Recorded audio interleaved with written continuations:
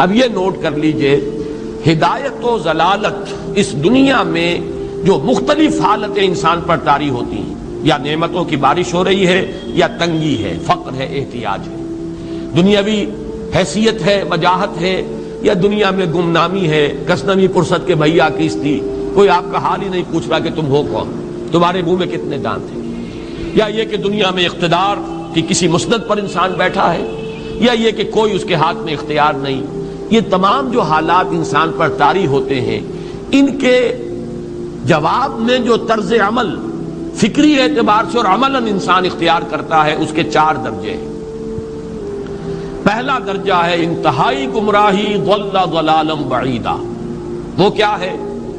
اگر عزت ہوئی، نعمتیں ملی، فلاں دیوی یا دیوتا کی نگاہ کرم ہے، اس کی کرپا سے یہ ہو گیا، اور اگر کوئی تکلیف آ گئی، مصیبت آ گئی، معلوم ہوتا ہے کہ فلاں دیوی یا دیوتا ہم سے ناراض ہو گیا، یہ کالی دیوی کی طرف سے کوئی مصیبت آ گئی ہے، یا یہ کہ یہ لکشمی دیوی کی نگاہ کرم ہے کہ ہمیں دولت مل گئی ہے۔ یہ تو ہے شرک۔ شرک ہونے کے اعتبار سے یہ ہے ضل ضلالا بعیدا، انتہائی پستی۔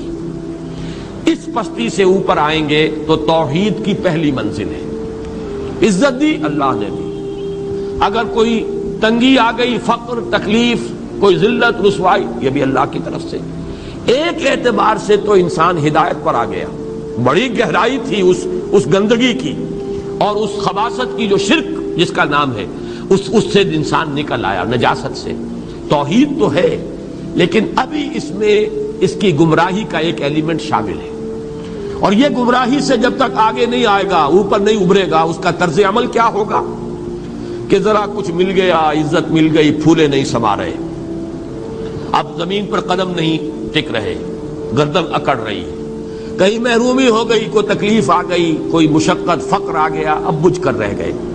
ان دونوں کیفیات میں انسان کا پینڈولم جو ہے وہ ایکسٹریم کو جائے گا۔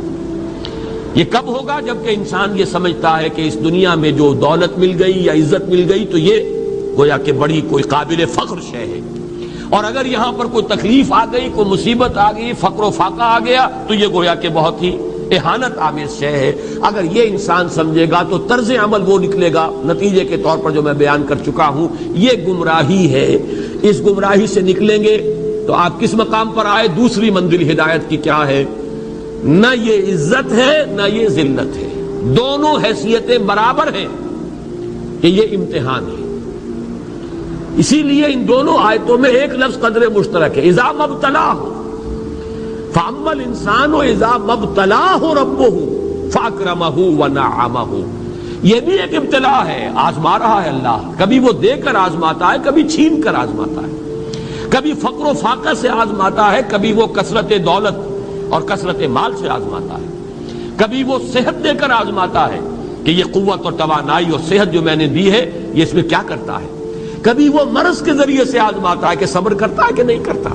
ہمارے لیے شکوہ اور شکایت تو اس کی زبان پر نہیں آ جاتی، نالا اور شیون تو نہیں آ جاتا، تکلیف جھیلتا ہے کہ نہیں جھیلتا، اس میں تحمل ہے کہ نہیں ہے، تو صبر کرتا ہے یا شکر کرتا ہے۔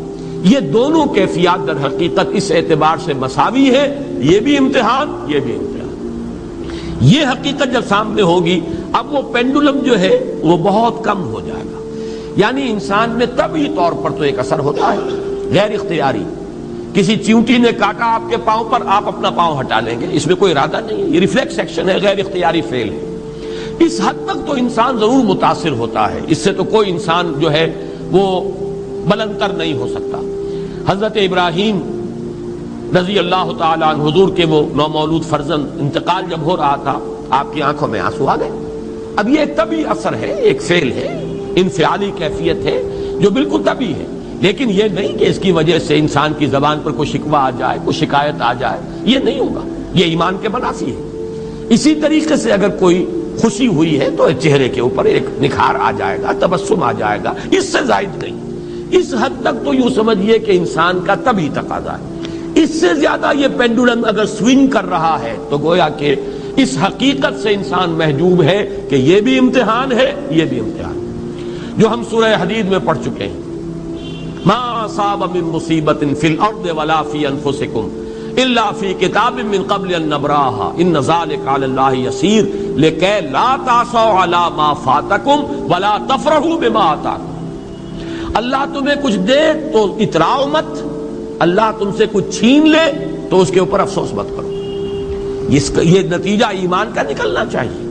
اگر تمہیں ایمان ہے اللہ پر، اگر تمہیں یقین ہے کہ جو کچھ ہوا ہے اللہ کے اذن کے بغیر نہیں ہوا، اگر تمہیں یقین ہے کہ اللہ نے جو میرے لیے طے کیا ہے اس میں میرے لیے خیر ہی ہے، چاہے فی الحال فی الوقت فوری طور پر مجھے ناگوار محسوس ہو رہی ہے بات، لیکن یقیناً میرے لیے اس میں خیر ہے میرے رب کی طرف سے، کہ ہر ساقی ما ریخت عین الطافس۔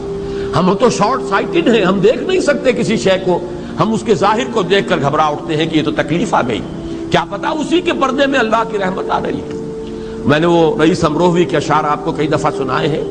وہ وقت آیا کہ ہم کو قدرت ہماری سعی و عمل کا پھل دے، بتا رہی ہے یہ ظلمت شب کہ صبح نزدیک آ رہی ہے، ابھی ہے کچھ امتحان باقی، فلاکتوں کے نشان باقی، قدم نہ پیچھے ہٹے کہ قسمت ابھی ہمیں آزما رہی ہے۔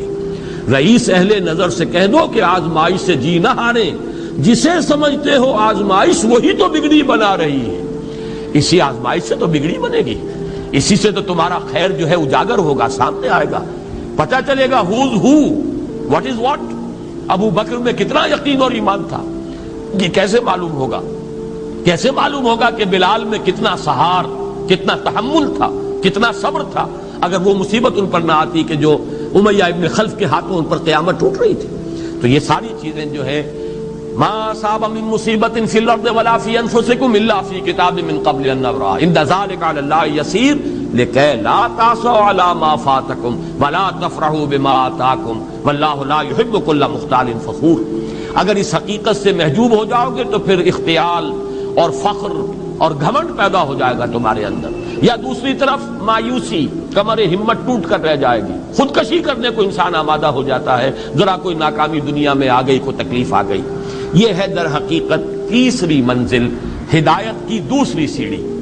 پہلا کیا تھا؟ نہاد ضل ضلالا بعیدا، کوئی خیر مل گیا تو کسی دیوی کی نگاہ کرم، کوئی تکلیف آ گئی تو کسی دیوتا کی ناراضگی، یہ تو ہے ضل ضلالا بعیدا۔ اس سے اوپر آئے، یہ پہلی سیڑھی ہدایت کی ہے۔ عزت ہے تو اللہ کی طرف سے، اور اگر کوئی ذلت ہے، تنگی ہے تو اللہ کی طرف سے، یہ ہدایت کا آغاز ہو گیا۔ یہ توحید کی بنیادی منزل ہے۔ اس سے اگلی منزل، یہاں کی ذلت ذلت نہیں، یہاں کی عزت عزت نہیں۔ ذالک یوم التغابن، ہار اور جیت کے فیصلے کا دن تو قیامت کا دن ہے۔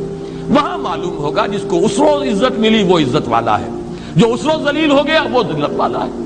یہ تو امتحان ہے، دار الامتحان ہے۔ خلق الموت والحیات لیبلوکم ایکم احسن عملا، یہ تو دار الامتحان ہے۔ امتحان ہونے کے ناطے دونوں برابر ہیں۔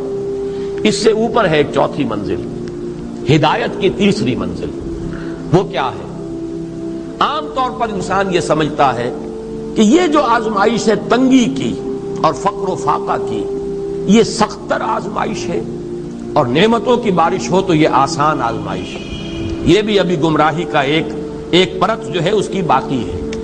ابھی ہدایت کا جو کامل جو ہوگا انکشاف وہ کب ہوگا؟ جب انسان اس حقیقت کو جان لے کہ جہاں وسعت ہو، جہاں کثرت ہو، وہ زیادہ بڑا امتحان ہے، سخت امتحان ہے، بجائے اس کے کہ اگر قلت ہے، کمی ہے، یہ کم تر امتحان ہے، یہ کم بھاری امتحان ہے۔ کیوں؟